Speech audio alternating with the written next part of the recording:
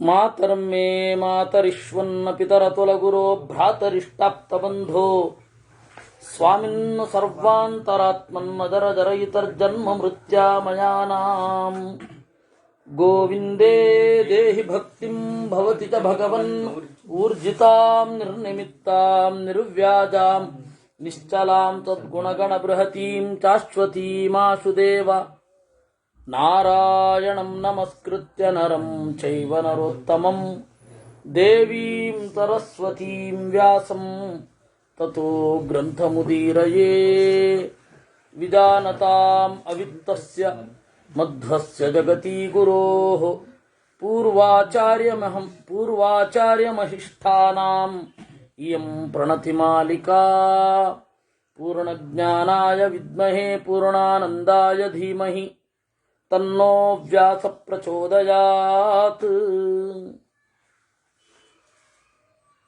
ಮತ್ಸ್ಯಪುರಾಣ ಬಹಳ ವಿಭಿನ್ನವಾದ ವಿಷಯಗಳನ್ನು ತಗೊಂಡಿರೋದನ್ನು ನಾವು ನೋಡ್ತಾ ಇದ್ದೇವೆ. ಅದರಲ್ಲಿ ಮೊದಲನೆಯದ್ದು ಬ್ರಹ್ಮ ಹಾಗೂ ಸರಸ್ವತಿಯರ ಜೋಡಿ, ಅದರ ಎಡೆಯಲ್ಲಿ ಧ್ವನಿತವಾಗುವ ಬ್ರಹ್ಮ ಹಾಗೂ ಸರಸ್ವತಿಯರ ನಿಯತ ದಾಂಪತ್ಯ ಮೊದಲಾದವುಗಳನ್ನು ನೋಡ್ತಾ ನಾಚಿಕೆಗೆ ಕಾರಣವೇ ಇಲ್ಲ, ಆದರೂ ನಾಚಿಕೊಂಡರು. ಯಾಕೆಂದ್ರೆ ಆ ಭಾವ ಜನರಲ್ಲಿ ಮೂಡಬೇಕಲ್ಲ. ನೋಡಿ, ಪಾಯು ಇಂದ್ರಿಯದ ವಿಸರ್ಜನೇಂದ್ರಿಯದ ಕೆಲಸವನ್ನ ಬ್ರಹ್ಮದೇವರು ಮಾಡಿ ತೋರಿಸಿದ್ರಂತೆ. ಯಾಕೆ? ಬ್ರಹ್ಮದೇವರ ಶರೀರ, ಅದರ ರೇಷಿಯೋ ಏನು? ಸತ್ವಗುಣ, ರಜೋಗುಣ, ತಮೋಗುಣದ್ದು. 1/10 ಸತ್ವ ಅಂತ ಇಟ್ಟುಕೊಂಡ್ರೆ 1/10 ಆಫ್ ಸತ್ವ ಈಸ್ ರಜಸ್. ಬ್ರಹ್ಮದೇವರ ಶರೀರದಲ್ಲಿ ಭಾಗವತದಲ್ಲಿ ಬರುವಂತಹದ್ದು ಸತ್ವ ಸತ್ವ ಮಹಾಸತ್ವ ನಿಧಿರ್ಬ್ರಹ್ಮ ಚತುರ್ಮುಖ. ಸತ್ವಗುಣ ಪೂರ್ಣವಾಗಿ ಇರುವಂಥದ್ದು ಬ್ರಹ್ಮದೇವರ ಶರೀರ. ಅದರ 1/10, ಅದನ್ನ 10 ಅಂತ ನಾವು ಪರಿಗಣಿಸಿದರೆ ಅದರ 1 ಭಾಗ ರಜೋಗುಣ ಇರೋದು, ಆ ರಜೋಗುಣದ 1 ಭಾಗ ತಮೋಗುಣ ಇರೋದು. ಈಗ ವಾತ ಪಿತ್ತ ಕಫ ಆಹಾರ ಅನ್ನೋದು ಪಿತ್ತ ಸಂಯುಕ್ತವಾಗಿ ಅದು ವಿಸರ್ಜನವಾಗಿ ಹೊರಗಡೆ ಬರುತ್ತೆ ಅನ್ನೋದು ಎಲ್ಲರಿಗೂ ಗೊತ್ತು. ಆ ಪಿತ್ತ ಇರಬೇಕಾ ಬ್ರಹ್ಮದೇವರ ಶರೀರದಲ್ಲಿ? ಸೃಷ್ಟಿ ಮಾಡಿಕೊಂಡ್ರು ಅಂತಾರೆ. ಯಾಕೆ ಅಂದ್ರೆ ಆ ಒಂದು ಕ್ರಿಯೆ ಮನುಷ್ಯರಲ್ಲಿ ಹೇಗೆ ಇದೆ ಅಂತ ತೋರಿಸಕ್ಕಾದ್ರೂ ಬೇಕು.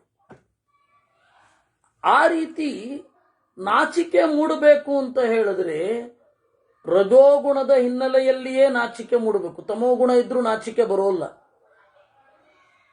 ಸತ್ವಗುಣ ಹಾಗೂ ರಜೋಗುಣದ ಮಿಶ್ರಣ ಇದ್ರೆ ಮಾತ್ರ ನಾಚಿಕೆ ಬರೋದು. ಸರಿ ಅಂತ ಗೊತ್ತಿದೆ, ಮಾಡ್ಲಿಕ್ಕೆ ಮಾತ್ರ ಆಗಲ್ಲ. ಅಥವಾ ರಜೋಗುಣದ ಉದ್ರೇಕದಿಂದ ತಪ್ಪು ಕೆಲಸ ಮಾಡಿರ್ತೇವೆ, ಸತ್ವಗುಣದ ಪ್ರವೇಶದಿಂದ ಅಯ್ಯೋ ಮಾಡಬಾರದಿತ್ತು ಅನ್ನುವ ಪಶ್ಚಾತ್ತಾಪ ಮೂಡಬೇಕು. ಈ ಎರಡರ ಸಂಯೋಗ ಇಲ್ಲದೆ ನಾಚಿಕೆ ಮೂಡಲ್ಲ. ಬ್ರಹ್ಮದೇವರಿಗೆ ನಾಚಿಕೆ ಮೂಡಿತು. ಹೇಗೆ? ವಿಸರ್ಜನೇಂದ್ರಿಯದ ಕೆಲಸವನ್ನ ಅಭಿನಯಿಸಿ ತೋರಿಸಲಿಕ್ಕಾಗಿ ಹೇಗೆ ತಮ್ಮಲ್ಲಿ ತಂದುಕೊಂಡರೋ ಹಾಗೆ ನಾಚಿಕೆಯನ್ನು ಕೂಡ ಸರಸ್ವತಿ ಹಾಗೂ ಬ್ರಹ್ಮದೇವರು ತಂದುಕೊಂಡರು ಅಂತ ಉಂಟು.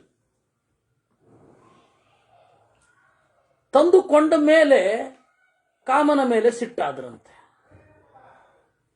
ಕಾಮ ಅನ್ನುವ ಒಬ್ಬ ದೇವತೆ ಇದ್ದಾನೆ. ಆ ಕಾಮ ಮತ್ತೆ ಇಂದ್ರ ಇಬ್ಬರೂ ಕೂಡ ಸಮಾನ ಕಕ್ಷೆಯಲ್ಲಿಯೇ ಇದ್ದಾರೆ. ಇಬ್ಬರದ್ದು 8ನೆಯ ಕಕ್ಷೆ ಅಂತ ಪ್ರಾಚೀನ ಭಾರತದ ಚಿಂತನೆ. ಅದಕ್ಕೆ ಅಲ್ಲಿ ಉಂಟು ಇಂದ್ರಕಾಮರು ಹೇಗೆ ಅಂತ ಹೇಳಿ ಉಂಟು. ನಾವು ಕನ್ನಡದಲ್ಲಿ ಅದೊಂದು ಸೂಚನೆ ಇದೆ. ಸಂಸ್ಕೃತದಲ್ಲಿ ಯಾವುದು ಇಂದ್ರಧನಸ್ಸೋ ಆ ಇಂದ್ರಧನುಸ್ಸು ಕನ್ನಡದಲ್ಲಿ ಕಾಮನ ಬಿಲ್ಲು. ಕಾಮ ಮತ್ತೆ ಇಂದ್ರ ಇಬ್ಬರು ಸಮಾನವಾದ ಕಕ್ಷೆಯಲ್ಲಿ ಇದ್ದಾರೆ ಅನ್ನೋದನ್ನ ಇದರಿಂದಲೂ ಸೂಚಿಸೋದು ಶಾಸ್ತ್ರ ಇದೆ ಬಿಡಿ. ಹೀಗೊಂದು ಯಾರು ಆ ಪದವನ್ನು ಕಾಯಿನ್ ಮಾಡಿರ್ತಾರಲ್ಲ, ಆ ಪದದ ಕಾಯಿನಿಂಗಿನಲ್ಲಿಯೇ ಒಂದು ಕಾವ್ಯ ಇರುತ್ತೆ ಸಂಸ್ಕೃತದಲ್ಲಿ. ಈಗ ವ್ಯೋಮಪಾದ, ವ್ಯೋಮಕೇಶ, ಆಕಾಶವನ್ನ ವಿಷ್ಣು ಪದ ಅಂತ ಕರೀತಾರೆ.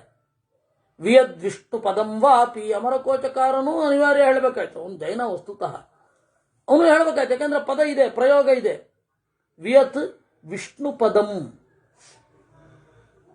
ಇವನು ಆಕಾಶವೇ ತಲೆಗೂದಲಾಗಿ ಹೊಂದಿರುವವ ಯಾರು? ಶಿವ. ಅಂದ್ರೆ ಇದರಲ್ಲಿಯೇ ಒಂದು ಕಾವ್ಯಾತ್ಮಕವಾದ ನಿರೂಪಣೆ ಇದೆ. ಆ ರೀತಿ ಭಾಷೆಯ ಸೂಕ್ಷ್ಮಗಳನ್ನು ಹುಡುಕ್ತಾ ಹೋದ್ರೆ ಇದ್ರ ಹಿಂದೆ ಏನಿದೆ, ಇದ್ರ ಹಿಂದೆ ಯಾವ ಭಾವ ಇದೆ, ಇದ್ರ ಹಿಂದೆ ಯಾವ ಭಾವ ಇದೆ ಅಂತ ಅನ್ನೋದನ್ನ ಹುಡುಕ್ತಾ ಹೋಗ್ಬೇಕಾಗತ್ತೆ. ನಾನು ಅದಕ್ಕೆ ಹೇಳೋದು, ಪ್ರಾಂತೀಯ ಭಾಷೆಗಳನ್ನ ರಕ್ಷಿಸಿಕೊಳ್ಳಬೇಕು. ನಮ್ಮ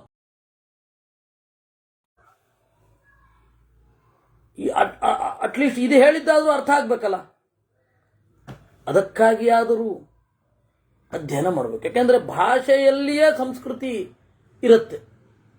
ಅದರಿಂದಾಗಿ ಇಂಗ್ಲಿಷ್ ತರ ಎಲ್ಲಾ ಭಾಷೆಗಳನ್ನ, ಎಲ್ಲಾ ಪದಗಳನ್ನ ಆಮದು ಮಾಡ್ಕೊಳ್ಳೋದು ಅಭಿವೃದ್ಧಿ ಅಂತ ನೀವು ಕರೆಯೋದಾದ್ರೆ, ನೈದೇ ಇಂಗ್ಲಿಶಿನ ಸ್ಪರ್ಶ, ಇಂಗ್ಲಿಷ್ ಕಲ್ತರೂ ಇದಾಗದೆ ಸ್ಪರ್ಶ ಆಗದೆ ಹೋಗ್ಬಿಡ್ಬೇಕಾಗತ್ತೆ. ಗಂಭೀರವಾಗಿ ಯೋಚನೆ ಮಾಡಬೇಕಾದ ವಿಚಾರ. ಇಷ್ಟೆಲ್ಲ ಯೋಚನೆ ಮಾಡಿ ಕರವೇ ಕಟ್ಟಿದ್ದಾರೆ ಅಂತೀರಾ ನೀವು?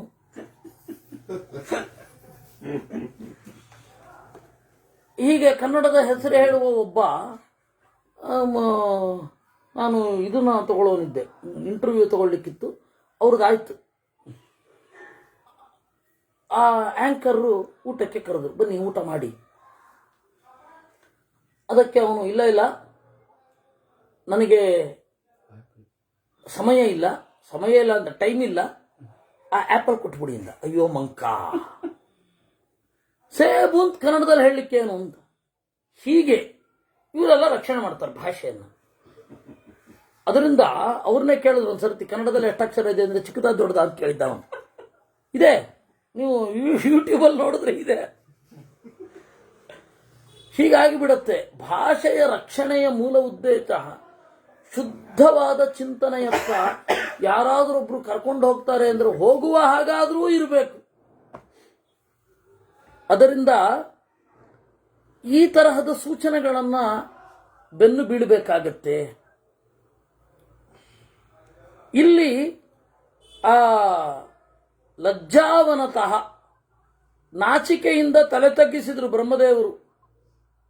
ಸ್ವಸುತೋಪಗಮಾದ್ ಬ್ರಹ್ಮ ಶಶಾಪ ಕುಸುಮಾಯುಧಂ. ಕುಸುಮಾಯುಧಂ, ಕಾಮನಿಗೆ ಶಾಪ ಕೊಟ್ಟರು. ಕುಸುಮವೇ ಅವನ ಆಯುಧ. ಆ ಕುಸುಮ ಅನ್ನೋದಕ್ಕೆ ಮಧ್ವರ ಒಂದು ಅದ್ಭುತವಾದ ನಿರ್ವಚನ ಇದೆ. ಕುಸುಮಾಕರ ಅಂತನ್ನುವಾಗ ಅವನೊಂದು ಹೇಳೋದು, ಕುಬುದ್ಧಿ ಸುಬುದ್ಧಿಗಳನ್ನು ಕೊಡುವವಾದ. ಕುಮ ಸುಮಾಕರ, ಕುಮಾಕರ ಮತ್ತು ಸುಮಾಕರ. ಕುಸುಮ ಅಂದ್ರು ಅದೇ. ಅದು ಅರಳೋದು ನೋಡಿದಾಗ ನಮಗೆ ಕಾಮೋತ್ತೇಜನವೂ ಆಗಬಹುದು, ಇಲ್ಲವೇ ಆ ಅರಳೋದು ನೋಡಿದಾಗ ಪ್ರಕೃತಿಯ ಸೌಂದರ್ಯ ಎಂಥದು, ಸತ್ವಗುಣದ ಒಂದು ಸತ್ವಗುಣ ಅಲ್ಲಿ ಆವಿರ್ಭವಿಸಿತು, ಸುಂದರವಾಗಿ ಅಂತನೂ ಅನ್ನಿಸಬಹುದು. ಹೀಗಾಗಿ ಕುಸುಮ ಶಬ್ದದ ನಿರ್ವಚನ ಚಂದ. ಅದು ಎಲ್ಲಿಂದ ಸಿಕ್ಕಿದ್ದು ಅಂದ್ರೆ ಗೀತಾ ತಾತ್ಪರ್ಯದಿಂದ ಸಿಕ್ಕಿದ್ದು. ಕುಸುಮ, ಕುಸುಮಾಯುಧ, ಅದೇ ಅವನ ಆಯುಧ. ಅವನಿಗೆ ಶಾಪ ಕೊಟ್ರು. ಏನಂತ? ಯಸ್ಮಾನ್ ಮಮಾಭಿಭವತ ಮನಸ್ಸಂಕ್ಷುಭಿತಂ ಚರೈಹಿ. ನಿನ್ನ ಆಯುಧಗಳಿಂದ ನನ್ನ ಮನಸ್ಸನ್ನ ಉಲ್ಲೋಲ ಕಲ್ಲೋಲಗೊಳಿಸಿದೆ. ತಸ್ಮಾತ್ ತ್ವದ್ದೇಹಮಚಿರಾತ್ ರುದ್ರೋ ಭಸ್ಮೀಕರಿಷ್ಯತಿ. ಅದರಿಂದಾಗಿ ನಿನ್ನ ದೇಹವನ್ನ ರುದ್ರ ಭಸ್ಮವನ್ನಾಗಿ ಮಾಡ್ತಾನೆ ಅಂತ. ಅಂದ್ರೆ ಅವ್ರು ಕಾಣ್ತಾ ಇದ್ರು ಅಂತ ಆಯ್ತಲ್ಲ.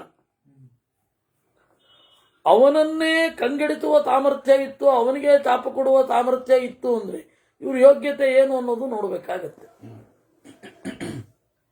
ತತ ಪ್ರಸಾದಯಾಮಾಸ ಕಾಮದೇವಶ್ಚತುರ್ಮುಖಂ. ಆಮೇಲೆ ಇವನು ಪ್ರಸಾದಯಾಮಾಸ ಓಲೈಸಿದ. ನಮಾಂ ಅಕಾರಣೇ ಶಕ್ತುಂ ತ್ವಮಿಹಾರ್ಹಸಿ ಮಾನದ. ಅಲ್ಲ, ನಾನು ಜಗತ್ತಿನ ನಿಯಮ ಮುಂದುವರಿಲಿಕ್ಕಾಗಿ ಅಲ್ವ ಇರೋದು, ನನಗೆ ಹಿಂಗೆ ಶಾಪ ಕೊಟ್ಬಿಟ್ರೆ ಪ್ರಯೋಜನ ಏನು? ಈಗ ನಾನು ಕಾಮ ಬರಲಿಲ್ಲ ಅಂತಾದರೆ ಜಗತ್ತೇ ಮುಂದುವರಿಯಲ್ಲ. ಬಯಕೆಯೇ ಇಲ್ಲದೆ ಜಗತ್ತು ಮುಂದೆ ಹೋಗುತ್ತಾ? ಏನೋ ಒಂದು ಬಯಕೆ ಇರಲೇಬೇಕಲ್ಲ. ಮತ್ತೆ ನಾನು ಸೃಷ್ಟಿಯಾಗಿದ್ದೇ ಜನರಲ್ಲಿ ಬಯಕೆಯನ್ನು ತುಂಬಿ ಜಗತ್ತಿನ ಚಕ್ರವನ್ನು ಮುಂದೆ ಓಡಿಸುವುದಕ್ಕೆ. ನೀವು ನನಗೆ ಶಾಪ ಕೊಟ್ಬಿಟ್ರೆ ನೀವೇ ಮಾಡಿದ ನಿಯಮಗಳಿಗೆ ನೀವೇ ಅಡ್ಡಿ ತರೋದಲ್ವಾ? ಅದು ನಮ್ಮ ಸರ್ಕಾರಗಳು ಮಾಡಬಹುದು. ಇದು ತತ್ವಾಭಿಮಾನಿ ದೇವತೆಗಳು ಬ್ರಹ್ಮ, ಸರಸ್ವತಿ, ವಾಯುದೇವರು, ಭಾರತೀ ದೇವಿಯರನ್ನ ನಿಯಮನ ಮಾಡಲ್ಲ ಅಲ್ವಾ? ನಿಯಮನ ಮಾಡಲ್ಲ. ಇವಾಗ ಬ್ರಹ್ಮದೇವರಿಗೆ ರುದ್ರದೇವರು ಮನಸ್ಸು ನಿಯಮನ ಮಾಡಲ್ಲ. ಖಂಡಿತ. ಮತ್ತೆ ಇವ್ರು ಹೇಗೆ ಕಾಮನಿಂದ ಹೇಗೆ ಅವ್ರಿಗೆ ಕಾಮ ಅಲ್ಲ, ಅದಕ್ಕೆ ನಮಾಂ ಅಕಾರಣೇ ಶಕ್ತುಂ ತ್ವಮಿಹಾರ್ಹಸಿ ಮಾನದ. ನಾನು ನಿನ್ ಕಾರಣವೇ ಅಲ್ಲ, ಯಾಕೆ ಶಾಪ ಕೊಡ್ತಾ ಇದ್ದೀ? ಅದೇನೇ ಕೇಳೋದು. ಆಯ್ತಾ? ಮತ್ತೆ ಅವನು ಹೇಳೋದು ಮುಂದೆ, ಅಹಮೇವಂ ವಿಧ ಸೃಷ್ಟ ತ್ವಯ ಇವ ಚತುರಾನನ. ಮೊದಲು ಹೇಳೋದು ಅದನ್ನ. ಅಲ್ಲ, ನನ್ನನ್ನ ಈ ಕೆಲಸಕ್ಕಾಗಿಯೇ ನೀವು ನಿಯೋಜಿಸಿ ನೀವೇ ಕೊಡೋದು ಅಂದ್ರೆ ಹೇಗೆ? ಈಗಿನ ಸರ್ಕಾರದವ್ರ ತರಹ ಪಟಾಕಿ ಮಾಡೋದು ಅವರೇ, ಲೈಸೆನ್ಸ್ ಕೊಟ್ಟವರು ಅವರೇ, ಮಾಡಬೇಡಿ ಅಂತ ಹೇಳೋದು ಅವರೇ. ಈ ಪಟಾಕಿಯನ್ನು ಹೊಡೆಯಬೇಡಿ ಬಿಟ್ರಿ ಯಾಕೆ ಅಂತ ಪ್ರಶ್ನೆ. ಆ ರೀತಿ ಆಗೋಯ್ತಲ್ಲ. ಕಾಮನನ್ನ ಸೃಷ್ಟಿ ಮಾಡಿ ಜಗತ್ತಿನ ಮನುಷ್ಯರ ಮನಸ್ಸಿನಲ್ಲಿ ಈ ತರಹ ಇರಿ ಅಂತ ಹೇಳಿ ನನ್ನ ಮನಸ್ಸಿಗೆ ತಂದ್ಯ ನೀನು ಅಂತ ಹೇಳಿ ಶಾಪ ಕೊಡೋದು ಯಾಕೆ? ಸೃಷ್ಟಿಯಾಗಿರೋದೇ ಅದಕ್ಕಾಗಿ. ಸ್ತ್ರೀ ಪುಂಸೋ ರವಿಚಾರೇಣ ಇಂದ್ರಿಯ ಕ್ಷೋಭ ಜನಕ ಸರ್ವೇಷಾಮೇವ ದೇಹಿನಾಂ. ಇಂದ್ರಿಯದ ಕ್ಷೋಭ ನಾನು ಮಾಡಬೇಕು ಅಂತಾನೆ, ಎಲ್ಲರಿಗೂ ಮಾಡಬೇಕು ಅಂತ. ಸರ್ವೇಷಾಮೇವ ದೇಹಿನಾಂ. ದೇಹ ಯಾರ್ಯಾರಿಗಿದೆಯೋ ಎಲ್ಲದಕ್ಕೂ, ಮರಕ್ಕಾಗಿರಬಹುದು, ಪ್ರಾಣಿಗಳಿಗಾಗಿರಬಹುದು.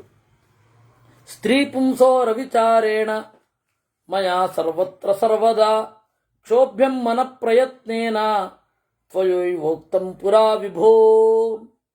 ಮತ್ತೆ ಹೆಣ್ಣು ಮಕ್ಕಳಿಗೆ ಕಾಮ ಇಲ್ಲ, ಗಂಡು ಮಕ್ಕಳಿಗೆ ಕಾಮ ಇರುತ್ತೆ. ಗಂಡು ಮಕ್ಕಳಿಗೆ ಕಾಮ ಇರುತ್ತೆ, ಹೆಣ್ಣು ಮಕ್ಕಳಿಗಿಲ್ಲ. ಈ ತರಹ ಇಲ್ಲ, ಎಲ್ಲರಿಗೂ ಇರುವಂತಹ ಒಂದು ವಿಚಾರ. ಎಲ್ಲರ ಮನಸ್ಸನ್ನು ಕೆಡಿಸಬೇಕು ಅಂತ ನೀವೇ ಹೇಳಿದ್ದು. ತ್ವಯೈವೋಕ್ತಂ, ನೀವೇ ಹೇಳಿದ್ದೀರಾ. ಅಂದ್ರೆ ನೀವು ಆಜ್ಞೆ ಮಾಡಿದ್ದೀರಾ, ಅದನ್ನ ನಾನು ಮಾಡಬಾರ್ದ? ಆಜ್ಞೆ ಮಾಡಿದ್ದೀರಾ ಅಂದಮೇಲೆ ತನಗೆ ಬರದಂತೆ ಬಿಟ್ಕೊಳ್ಳುವ ಸಾಮರ್ಥ್ಯವೂ ಇದೆ ಅಂತ ಧ್ವನಿತವಾಯಿತು ತಾನೆ. ತಸ್ಮಾದನಪರಾಧೋಹಂ ತ್ವಯಾ ಶಪ್ತಸ್ತಥಾ ವಿಭೋ. ಅದರಿಂದ ನನ್ನ ಅಪರಾಧವೇ ಇಲ್ಲ, ನೀವು ಶಾಪ ಕೊಟ್ರಿ. ಕುರು ಪ್ರಸಾದಂ ಭಗವನ್ ಸ್ವಶರೀರಾಪ್ತಯೇ ಪುನಃ. ಆಗ ನೀನು ನನಗೆ ಅನುಗ್ರಹ ಮಾಡಬೇಕು.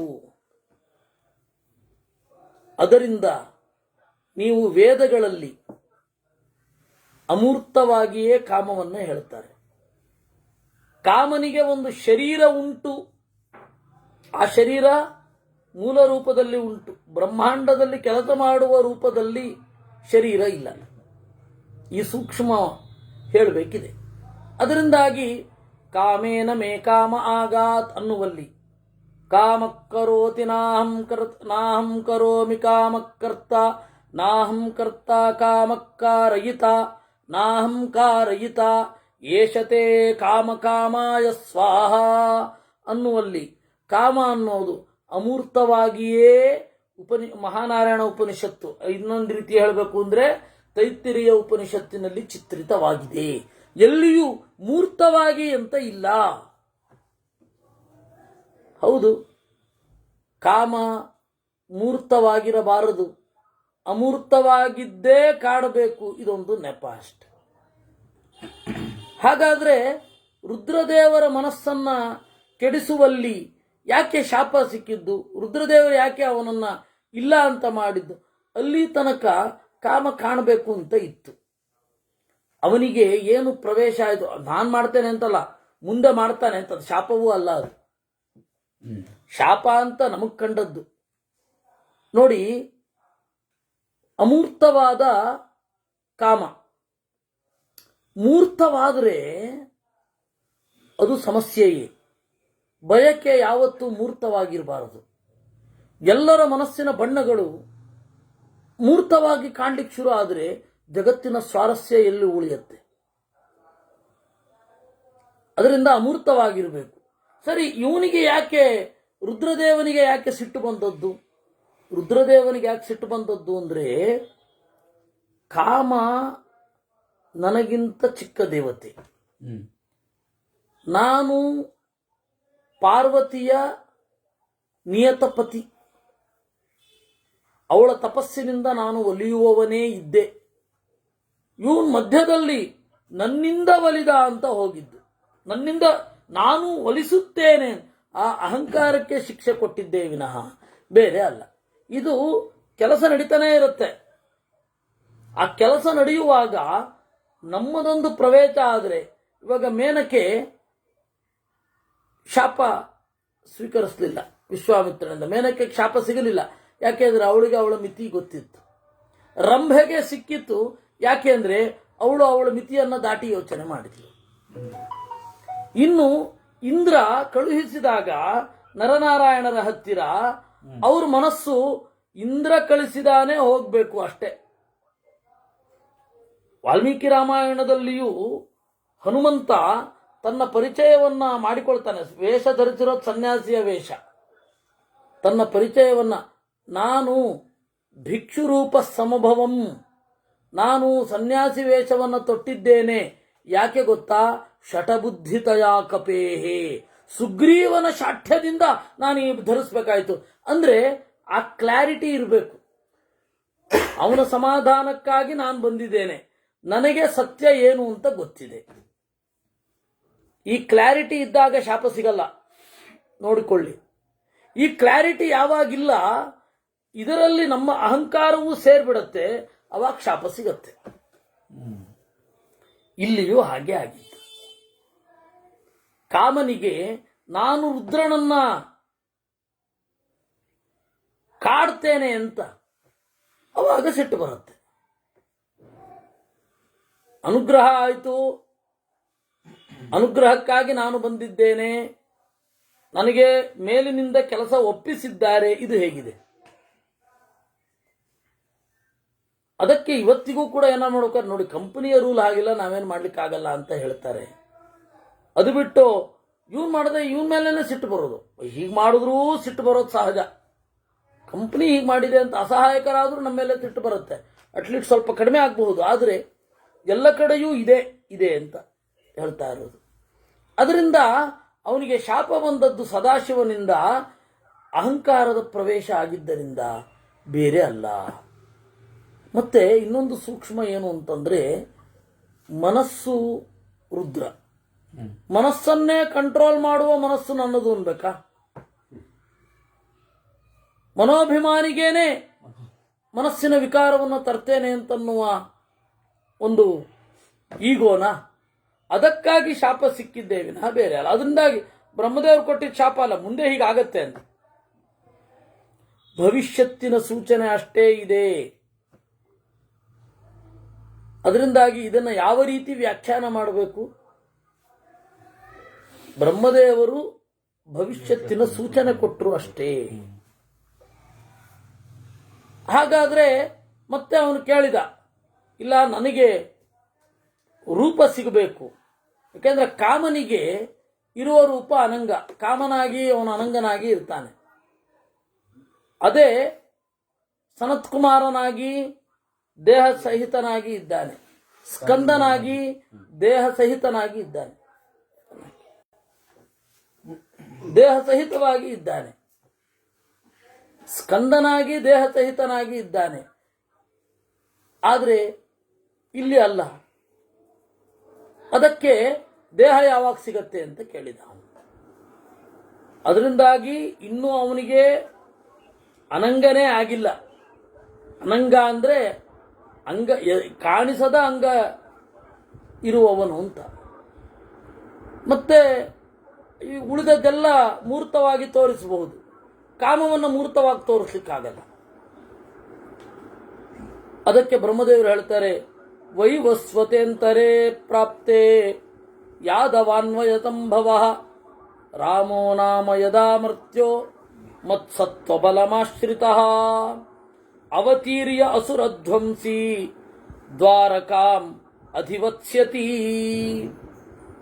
ವೈವಸ್ವತ ಮನ್ವಂತರದಲ್ಲಿ ಯಾದವರ ವಂಶದಲ್ಲಿ ರಾಮನೆನ್ನುವ ಮರ್ತ್ಯ ಒಬ್ಬ ಹುಟ್ಟುತ್ತಾನೆ. ಆ ಹೇಳ್ತಾ ಇರೋದು ಬಲರಾಮ ಅಸುರಧ್ವಂಸಿಯಾಗಿ ಅವತಾರ ಮಾಡಿ ದ್ವಾರಕೆಯಲ್ಲಿ ಇರ್ತಾನೆ. ತದ್ಭ್ರಾತು ತತ್ ಸಮಸ್ಯತ್ವಂ ತದಾ ಪುತ್ರತ್ವಮೇಷ್ಯತಿ ಏಷ್ಯಸಿ. ಅವನ ತಮ್ಮನ ಮಗನಾಗುತ್ತೀಯ ನೀನು. ಮತ್ತೆ ಇನ್ನೊಂದು ನಾವು ಗಮನಿಸಬೇಕಾದದ್ದೇನು ಅಂದರೆ, ಪ್ರದ್ಯುಮ್ನ ಬಲರಾಮನಿಂದ ಪೂರ್ತಿ ಸಪೋರ್ಟ್ ಪ್ರದ್ಯುಮ್ನಿಗೆ. ಆಮೇಲೆ ಅದು ಕಲಿಯುಗದಲ್ಲಿಯೂ ಕೂಡ ಏನಾಯಿತು, ಎಲ್ಲಿ ಎಲ್ಲಿ ನಾಗಬನ ಇದೆಯೋ ಅಲ್ಲಿ ಅಲ್ಲಿ ಶೇಷನ ಆರಾಧನೆ, ಎಲ್ಲಿ ಎಲ್ಲಿ ನಾಗಬನ ಇದೆಯೋ ಅಲ್ಲಿ ಅಲ್ಲಿ ಸುಬ್ರಹ್ಮಣ್ಯನ ಆರಾಧನೆ, ಎರಡೂ ಶುರು ಆಯಿತು. ನಾಗಬನಕ್ಕೂ ಸುಬ್ರಹ್ಮಣ್ಯನಿಗೂ ಏನು ಸಂಬಂಧ? ಎಷ್ಟೋ ಜನ ನಾಗನೇ ಸುಬ್ರಹ್ಮಣ್ಯ ಅಂತ, ನಾಗ ಸುಬ್ರಹ್ಮಣ್ಯ ಅಲ್ಲ, ನಾಗಬನದಲ್ಲಿ ಸುಬ್ರಹ್ಮಣ್ಯನ ಆರಾಧನೆ. ಆ ನಾಗ ತಕ್ಷಕ, ವಾಸುಕಿ, ಕುಲಿಕ, ಗುಳಿಗ. ಕುಲಿಕ ಅಂತ ಒಂದು ನಾಗ ಇದ್ದಾನೆ, ಅವನನ್ನೇ ಗುಳಿಗ ಅನ್ನೋದು ಇವರು. ಶಂಖಚೂಡ, ಹೀಗೆ 9 ನಾಗಗಳಿವೆ. ಅಷ್ಟಕುಲ ನಾಗ ಅಂತ ಹೇಳಿ ಚಿಂತನೆ. 8 ಉರುನಾಗ ಗಣಾನಥಾಷ್ಟವು ಅಂತ ಪುರಾಣಗಳಲ್ಲೆಲ್ಲ 8 ನಾಗಗಳು, 8 ನಾಗಗಳ ಗಣಗಳು, ಕುಲಗಳು, ಸಮೂಹ. ಎಲ್ಲ ಕಡೆ ಸುಬ್ರಹ್ಮಣ್ಯನ ಆರಾಧನೆ ನಾಗಬನದಲ್ಲಿ ನಡೆಯುತ್ತೆ. ಇಷ್ಟೇ ಬಾಂಡಿಂಗು ಅವರಿಬ್ಬರ ನಡುವೆಯೂ ಇತ್ತು. ಪ್ರದ್ಯುಮ್ನ ಮತ್ತು ಸಂಕರ್ಷಣ ಒಂದು ರೀತಿ ನೋಡಿದ್ರೆ. ಹೀಗೆ ಮಹಾಭಾರತದ ರಿಫ್ಲೆಕ್ಷನ್ಗಳೇ ಈಗ ಎಲ್ಲವೂ ಕಾಣೋದು, ಅದರ ಸೈಡ್ ಎಫೆಕ್ಟ್. ಇಲ್ಲಿ ಅದನ್ನು ಸೂಚಿಸುವ ಹಾಗೆ ತದ್ಭ್ರಾತು ತತ್ಸಮಸ್ಯತ್ವಂ ತದಾ ಪುತ್ರತ್ವಮೇಷ್ಯತಿ. ಪೂರ್ತಿ ಪ್ರದ್ಯುಮ್ನನಿಗೆ ಸಾಂಬನಿಗೆ ಸಪೋರ್ಟ್ ಆಗಿದ್ದು ಬಲರಾಮನೇ ವಿನಃ ಕೃಷ್ಣ ಅಲ್ಲ. ಮತ್ತೆ ಅದಕ್ಕೆ ಅನುಗುಣವಾಗಿ ಪ್ರದ್ಯುಮ್ನಾದಿಗಳಿಗೆ ಅರ್ಜುನನ ಮೇಲೆ ಯಾಕೆ ಸಿಟ್ಟಿತ್ತು ಅಂದ್ರೆ, ಬಲರಾಮನ ಆಸೆ ದುರ್ಯೋಧನನಿಗೆ ಕೊಡಬೇಕು ಅಂತಿತ್ತು ಸುಭದ್ರೆಯನ್ನ, ಕೊಡ್ಲಿಲ್ಲ ಅಂತ ಹೇಳಿ ಅರ್ಜುನನ ಮೇಲೆ ಸಿಟ್ಟಿದ್ದದ್ದು. ಎಲ್ಲ ದುರ್ಯೋಧನ ಪಕ್ಷಪಾತಿಗಳು. ಯಾವತ್ತೂ ಅಷ್ಟೇ, ಸಜ್ಜನರೇ ದುರ್ಜನರಿಗೂ ಸಂತ ಏವ ಸತಾಂ ಗತಿ ಅಂತ, ಅಸತಾಂಚ ಗತಿ ಸಂತಹ ಸಂತ ಏವ ಸತಾಂ ಗತಿ ಅಂತ ವಿದುರ ನೀತಿ. ಅಸಜ್ಜನರಿಗೂ ಸಜ್ಜನರೇ ಗತಿ, ಸಜ್ಜನರಿಗೂ ಸಜ್ಜನರೇ ಗತಿ ಅಂತ. ಅದರಿಂದ ಇದು ಅಲ್ಲಿ ಏನಿದೆ ಅದರದ್ದೇ ಚೂರು ಪಾರುಗಳೇ ಇವತ್ತಿನ ಸೈಡ್ ಎಫೆಕ್ಟ್ಗಳಾಗಿ ಇರೋದು. ಏವಂ ಶರೀರಮಾಸಾದ್ಯ ಭುಕ್ತ್ವಾ ಭೋಗಾನಚೇಚತಃ ತಥೋ ಭರತ ವಂಶಾಂತೆ ಭೂತ್ಸ್ವಾ ವತ್ಸ ನೃಪಾತ್ಮಜಃ. ಹೀಗಾದ ಮೇಲೆ, ಶರೀರವನ್ನು ಹೊಂದಿದ ಮೇಲೆ ಎಲ್ಲ ಭೋಗಗಳನ್ನು ಭೋಗಿಸುವೆ.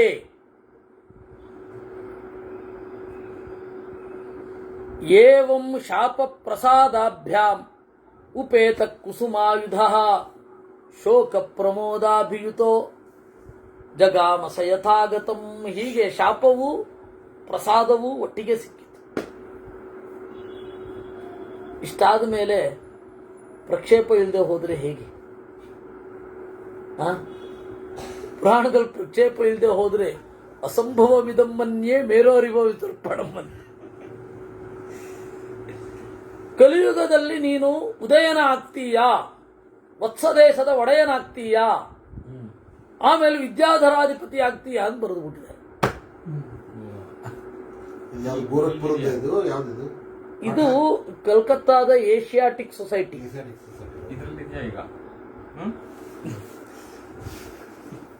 ಆಯ್ತಾ? ಯಾಕೆ ಅದನ್ನ ಪ್ರಕ್ಷೇಪ ಅಂತೀರ ನೀವು?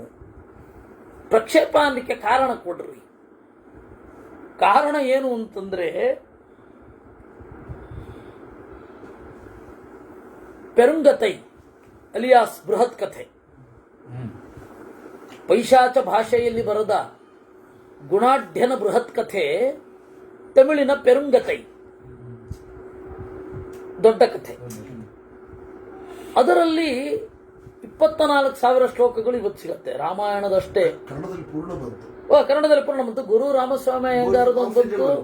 ಆಮೇಲೆ ಒಂದರಲ್ಲಿ ನನ್ನ ಅನುವಾದವೂ ಇದೆ. ಯಾವುದು ಅನುವಾದ ಅಕಾಡೆಮಿ ಅವರು ಮಾಡಿದ್ರಲ್ಲ, ಅಲ್ಲ ಅದರಲ್ಲ, ಅದು ಸಂಕ್ಷೇಪವಾಗಿ ಬಂತು, ಕಥಾಮೃತ ಅಂತ. ಇನ್ನೊಂದು ಅನುವಾದ ಅಕಾಡೆಮಿ ಕುವೆಂಪು ಭಾಷಾ ಭಾರತಿಯವರು ಮಾಡಿದ ಅದೊಂದು ದೊಡ್ಡ ಅಸ್ತವ್ಯಸ್ತತೆ. ಅಲ್ಲಿ ನನ್ನ ಅನುವಾದವು ಒಂದು ಸೇರಿಕೊಂಡಿದೆ. ಹಾಗೆ ಇಡೀ ಭರತನ ನಾಟ್ಯಶಾಸ್ತ್ರವು ಅನುವಾದ ಆಯ್ತು. ಆದ್ರೆ ಅದು ಹೊರಗಡೆ ಬರಲಿಲ್ಲ. ಅನುವಾದ ಅಕಾಡೆಮಿಯಲ್ಲಿದ್ದಾಗಲೇ ಮಾಡಿದ್ದು ಅದನ್ನ. ಭರತನಾಟ್ಯಶಾಸ್ತ್ರ ಬಂತ ಬರಲಿಲ್ಲ. ಆದ್ಯ ರಂಗಾಚಾರದಿದೆ. ಆದ್ಯ ರಂಗಾಚಾರದು ಶ್ರೀರಂಗ ಅವ್ರದ್ದಿದೆ. ಅವರು ಯಾವಾಗಲೂ ಮಾಡ್ಬಿಟ್ಟಿದ್ದಾರೆ. ನಾವೆಲ್ಲ ಹುಟ್ಟೋದಕ್ಕೆ ಮುಂಚೆ ಇಲ್ಲ ಇಲ್ಲ, ಕುವೆಂಪು ಭಾಷಾ ಭಾರತಿ ಅಲ್ಲ. ಯಾಕಂದ್ರೆ ಅದು ನಾಟಕ ಅಕಾಡೆಮಿಯಿಂದ ಮಾಡ್ಲಿಕ್ಕೆ ಹೊರಟು ಅದಾಗಿದ್ದು. ಇರ್ಲಿ, ಅದರಲ್ಲಿ ಆ ಬೃಹತ್ ಕಥೆ ಅಂತ ಇದೆಯಲ್ಲ, ಆ ಬೃಹತ್ ಕಥೆ ಕಥಾಸರಿತ್ ಸಾಗರ ಅಂತ ಸಂಸ್ಕೃತದ ಅನುವಾದ. ಗುಣಾಢ್ಯನ ಬೃಹತ್ ಕಥೆ ಪೈಶಾಚ ಭಾಷೆಯಲ್ಲಿದೆ. ಆ ಗುಣಾಢ್ಯನ ಪೈಶಾಚ ಭಾಷೆಯ ಬೃಹತ್ ಕಥೆಯ ಸಂಸ್ಕೃತ ಅನುವಾದ, ಅದು ಪೈಶಾಚ ಭಾಷೆಯಲ್ಲಿ ಇದ್ದದ್ದು ಸಂಸ್ಕೃತ ಅನುವಾದ ಆಗಿರೋದು ಸೋಮದೇವ ಮಾಡಿರೋದು ಕಥಾಸರಿತ್ ಸಾಗರ ಅಂತ. ದೂರದರ್ಶನ ಬರೋದು ಹಿಂದೆ ಕಥಾಸಾಗರ ಅದು ಬೇರೆ. ಕಥಾಸರಿತ್ ಸಾಗರ ಏನಿದೆ, ಆ ಕಥಾಸರಿತ್ ಸಾಗರದ ನೀವು ನೋಡಿದರೆ ಬ್ರಹ್ಮದೇವರಿಗೆ ಸಡ್ಡು ಹೊಡಿತಾರೆ. ಒಂದು. ಎರಡನೆಯದ್ದು ಏನು, ಯಾವಾಗಲೂ ದೇವತೆಗಳೇ ಗೆಲ್ಬೇಕಾ, ದೈತ್ಯರು ಯಾವತ್ತೂ ಗೆಲ್ಲಲೇಬಾರದ, ಈ ಬಂಡಾಯದ ಧ್ವನಿಗಳೆಲ್ಲ ಇದೆ. ಅದು ಆಂಟಿ ಪುರಾಣ. ಅದು ವಿದ್ಯಾಧರಾಧಿಪತ್ಯ. ಅವನು ಯಾರು ಕೇಳಲಿಕ್ಕೆ? ಇಂದ್ರ ಯಾರು ಕೇಳಲಿಕ್ಕೆ? ವಿಷ್ಣು ಯಾರು ಕೇಳಲಿಕ್ಕೆ? ಬ್ರಹ್ಮ ಯಾರು ಕೇಳಲಿಕ್ಕೆ? ನಾವು ಪ್ರತ್ಯೇಕವಾದ ಒಂದು ಸಂಸ್ಥೆಯನ್ನು ಮಾಡ್ತೇವೆ ಅಂತನ್ನುವ ಒಂದು ಅದಟ್ಟಿನಿಂದ ಹೊರಡುತ್ತಾರೆ. ಅಂದ್ರೆ ಇಡೀ ಕಥಾಸರಿತ್ ಸಾಗರ ಏನಿದೆ, ಅದು ಕೇಳಲಿಕ್ಕೆ ಬೇಸರ ಆಗಿ ಅಥವಾ ಪೈಶಾಚ ಭಾಷೆಯಲ್ಲಿದೆ ಅನ್ನುವ ಕಾರಣದಿಂದ ಕಿಚಪಿಚ ಕಿಚಪಿಚ ಅಂತ ಕೇಳತ್ತೆ ಅಂತ ಹೇಳಿ ನಿರಾಕರಣೆ ಮಾಡಿದ್ದಲ್ಲ ರಾಜ. ಮತ್ತೆ ಆಂಟಿ ಎಲಿಮೆಂಟ್ಸ್ ಇದೆ ಪುರಾಣಕ್ಕೆ ಅಂತ ಹೇಳಿ ಅವನು ಬೇಡ ಅಂತ ಹೇಳಿದ್ದು. ಇದೆಲ್ಲ ಇರುವಾಗ ಇದು ಪೂರ್ವೋತ್ತರಗಳಿಗೆ ವಿರುದ್ಧವಾಗಿದೆಯೋ ಇಲ್ಲವೋ? ಈಚೆ ಪೂರ್ತಿ ಪುರಾಣದ ಕಾನ್ಸೆಪ್ಟ್ಗೂ ಒಗ್ಗೋದಿಲ್ಲ. ಈಚೆ ಈ ಪುರಾಣದಲ್ಲೇ ಹಾಕಿರೋದ್ರಿಂದ ಅವ್ರ ಕಾನ್ಸೆಪ್ಟ್ಗೂ ಒಗ್ಗಲ್ಲ. ಇದು ಏನಂತ ತೀರ್ಮಾನ ಮಾಡಬೇಕು? ಅದರಿಂದ ನೀವು ನೋಡಿದ್ರೆ ಲಿಂಗ ಪುರಾಣ ಬಹಳ ಶುದ್ಧವಾಗಿದೆ. ಇವ್ರು ಅಂದ್ಕೊಂಡಾಗ ಇಲ್ವೇ ಇಲ್ಲ. ಅದು ಲಿಂಗ ಪುರಾಣ ಬಹಳ ವಿಚಿತ್ರವಾಗಿದೆ. ಅದರಿಂದ ಈ ಕಡೆಯದ್ದು 2 ಶ್ಲೋಕ ಇದೆಯಲ್ಲ, ಅದು ಜೇಬಿಂದ ತೆಗೆದು ಹಾಕಿತ್ತು. ಅದು ಪುರಾಣಕ್ಕೆ ಸಮ್ಮತ ಅಲ್ಲ. ಅದೆರಡು ಬಿಟ್ಟುಬಿಟ್ರೆ ನೀಟಾಗಿ ಆಮೇಲೆ ಶೋಕ ಮತ್ತೆ ಶಾಪ ಮತ್ತೆ ಅನುಗ್ರಹಗಳ ಎರಡೂ ಆಯ್ತು ಕಾಮನಿಗೆ. ಎಡಿಟರ್ಸ್ ಏನಾದ್ರೂ ಇನ್ವರ್ಟೆಡ್ ಕಾಮದಲ್ಲಿ ಹಾಕಿದಾರ? ಇಲ್ಲ ಇಲ್ಲ ಇಲ್ಲ ಇಲ್ಲ. ಇಲ್ಲ ಅವ್ರಿಗೆ ಅದು ಮತ್ತೆ ಇದು ಪ್ರಿಂಟ್ ಆಗಿದ್ದು ಮಹರ್ಷಿ ಮಹೇಶ್ ಯೋಗಿ ವೆಬ್ಸೈಟ್ ಅಲ್ಲಿ ಎಲ್ಲ ಇನ್ವರ್ಟೆಡ್ ಕಾಮಗಿಮ ತೆಗೆದೇ ಇಲ್ಲ. ಯಾವ ಪ್ರತಿಯಲ್ಲಿ ಅದು ಪ್ರಿಂಟ್ ಆಗಿದೆ, ಯಾವ ಪ್ರತಿಯಲ್ಲಿ ಅದನ್ನು ಬಿಟ್ಟಿದ್ದಾರೆ, ಇದ್ಯಾವುದೂ ಇಲ್ಲ. ಸೀದಾ ಹೊಡ್ಕೊಂಡು ಹೋಗಿದ್ದಾರೆ. ಹೀಗಾಗಿ ನಾವು ಹಾಕ್ಬೇಕು ಇನ್ಮೇಲೆ. ಎಲ್ಲ ಹಾಕಿದಾರ ಹೌದು ಹೌದು ಹೌದು ಹೌದು. ಮನುರ್ವಾಚ ಕೋಸೌ ಯದುರಿತಿ ಪ್ರೋಕ್ತೋ ಯದ್ವಂಶೇ ಕಾಮಸಂಭವ ಕಥಂಚ ದಗ್ಧೋ ರುದ್ರೇಣ ಕಿಮರ್ಥಂ ಕುಸುಮಾಯುಧ. ಈ ಯದು ಯಾರು ಹೇಳಿ ನಮಗೆ? ಯದುವಿನ ವಂಶದಲ್ಲಿ ಕಾಮ ಮುಂದೆ ಹುಟ್ಟಿದ ಅಂತ ಹೇಳಿದ್ರಿ. ಆದರೆ ಈ ಪ್ರಶ್ನೆಗೆ ಆಮೇಲೆ ಉತ್ತರ ಕೊಡ್ತಾರೆ. ಕಥಂಚ ದಗ್ಧೋ ರುದ್ರೇಣ ಕಿಮರ್ಥಂ ಕುಸುಮಾಯುಧ.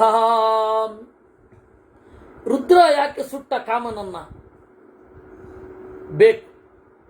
ಭರತಸ್ಯಾನ್ವಯೇಕಸ್ಯ ಕಾಚ ಸೃಷ್ಟಿ ಪುರಾಭವತ್. ಭರತನ ವಂಶದಲ್ಲಿ ಇವರೆಲ್ಲ ಬಂದ್ರು ಅಂತ ಹೇಳ್ತೀರಾ? ಭರತನ ವಂಶದಲ್ಲಿ ಹೇಗೆ ಸೃಷ್ಟಿಯಾಯಿತು? ಏತತ್ ಸರ್ವಂ ಸಮಾಚಕ್ಷ್ವ ಮೂಲತಃ ಸಂಶಯೋ ಹಿಮೇ. ಅದರಿಂದಾಗಿ ಪರಮಾತ್ಮ ಹಿಂದಣ ಮನ್ವಂತರಗಳ ಕಥೆಯನ್ನ ಕೇಳ್ತಾ ಇದ್ದೇನೆ, ಮೂಲದಿಂದಲೇ ಸಂಶಯವಿದೆ, ಹೇಳು. ಮತ್ಸ್ಯೌವಾಚ ದೇಹಾರ್ಧ ಸಂಭೂತ ಗಾಯತ್ರಿ ಬ್ರಹ್ಮವಾದಿನಿ ಜನನೀಯಾ ಮನೋರ್ದೇವಿ ಶತರೂಪಾ ಶತೇಂದ್ರಿಯಾ.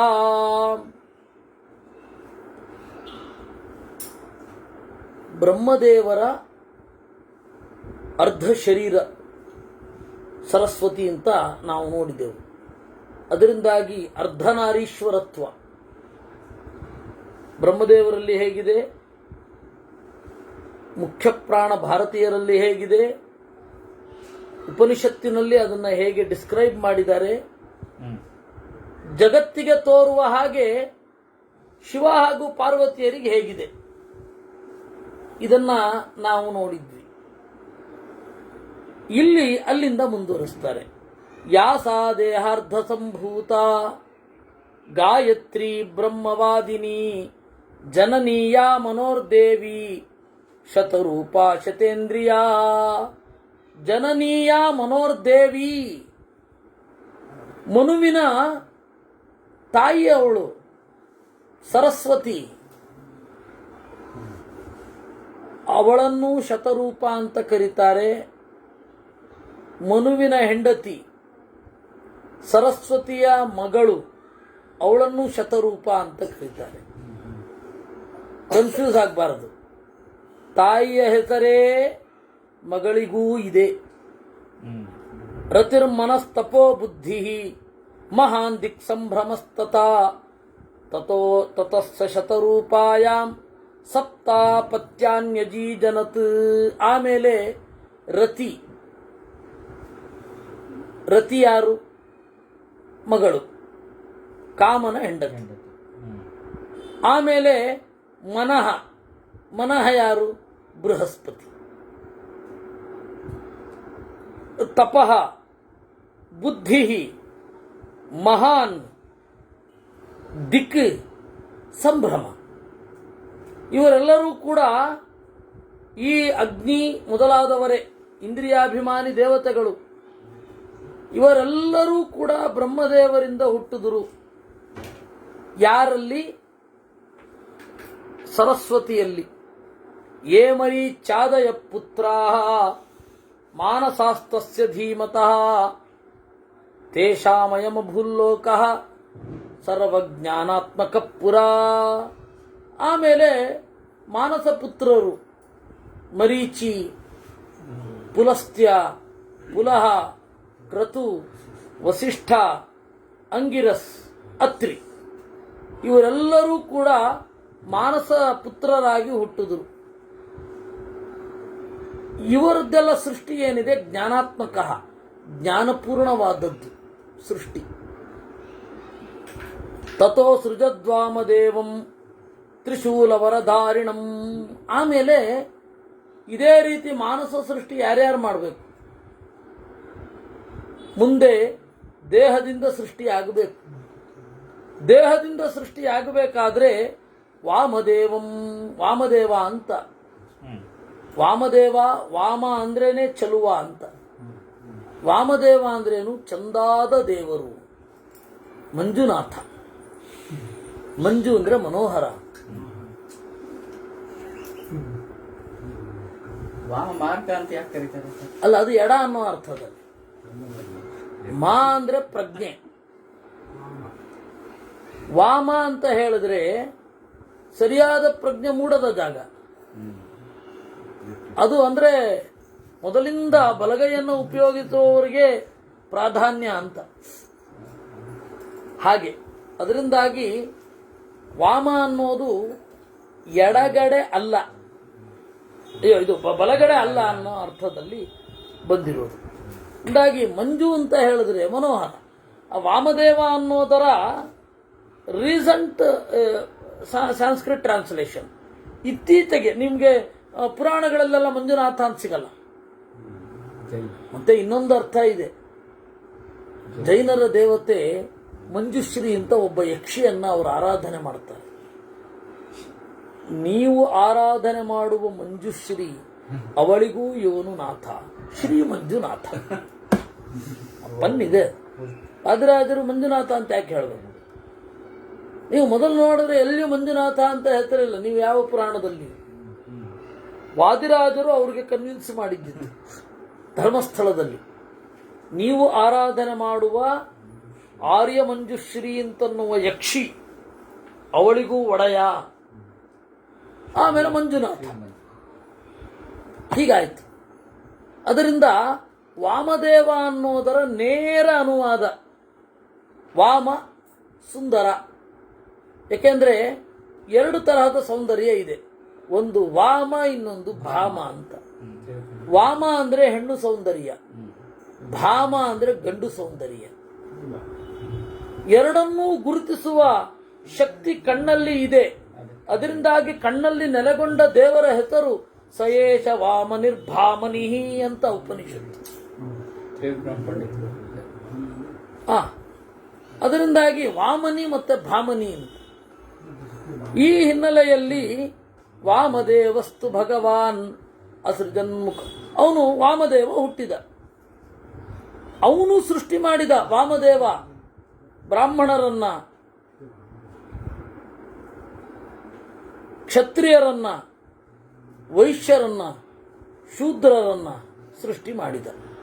ವಿದ್ಯುತೋ ತನಿಮೇಘಾಂಶ್ಚ ರೋಹಿತೇಂದ್ರ ಧನುಂಶಿಚ. ಮಿಂಚುಗಳನ್ನು, ಛಂದಸ್ಸುಗಳನ್ನು ಸೃಷ್ಟಿ ಮಾಡಿದ. ಸಾಧ್ಯಗಣಗಳನ್ನು ಸೃಷ್ಟಿ ಮಾಡಿದ. ತ್ರಿನೇತ್ರಾನ್ ಅಸೃಜತ್ ಪುನಃ. ತ್ರಿನೇತ್ರಾನ್ ಅಸೃಜತ್, ಎಲ್ಲರನ್ನೂ ಮುಕ್ಕಣ್ಣರನ್ನಾಗಿಸಿದ. ನಮಗೂ ಮೂರ್ಕಣ್ಣಿರೋದೆ. ಇಲ್ಲ ಅಂದ್ರೆ ಕಣ್ಣು ಮುಚ್ಚಿ ಕನಸಿನಲ್ಲಿ ಕಾಣುವುದು ಯಾವ ಕಣ್ಣಿನಿಂದ? ಮಾಡಿದ. ನೈವಂ ವಿದಾ ಭವೇತ್ ಸೃಷ್ಟಿ ಜರಾ ಮರಣವರ್ಜಿತ. ಆಮೇಲೆ ಯೋಚನೆ ಮಾಡಿದ, ಇದೆಂಥದಿದು? ಬ್ರಹ್ಮದೇವರು ಸೃಷ್ಟಿ ಮಾಡಿದ ಹಾಗೆಯೇ ಸೃಷ್ಟಿ ಮಾಡಿದರೆ ಮುಪ್ಪು ಇಲ್ಲ, ಸಾವಿಲ್ಲ ಅಂತ ಆಗಿಬಿಡತ್ತೆ. ಮುಪ್ಪು ಇರಬೇಕು, ಸಾವು ಇರಬೇಕು. ಅದಕ್ಕೇನೆ ಉಪನಿಷತ್ತಿನಲ್ಲಿ, ಛಂದೋಗೋಪನಿಷತ್ತಿನಲ್ಲಿ ಪ್ರಶ್ನೆ ಕೇಳ್ತಾರೆ. ಯಥಾಯಂ ಲೋಕೋನತಂ ಪೂರ್ಯತೆ ಅಂತ ಕೇಳ್ತಾರೆ.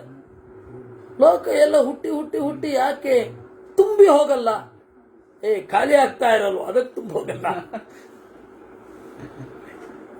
ಖಾಲಿ ಆಗದೆ ಹೋದ್ರೆ ಅದೊಂದು ಪ್ರಾಬ್ಲಮ್ಮು. ಅದರಿಂದಾಗಿ ಇದೊಂದು ಮಿತಿ ಇದೆ. ಅಷ್ಟರೊಳಗಡೆ ಅವನು ಸಾಧನೆ ಮಾಡಿ ಹೋಗಬೇಕು. ಮತ್ತೆ ಮುಂದೆ ಲೀಡ್ ಸಿಗಬೇಕು. ಮತ್ತೆ ಅವನು ಮುಂದುವರಿಸ್ಕೊಂಡು ಹೋಗ್ತಾನೆ ಸಾಧನೆಯನ್ನ.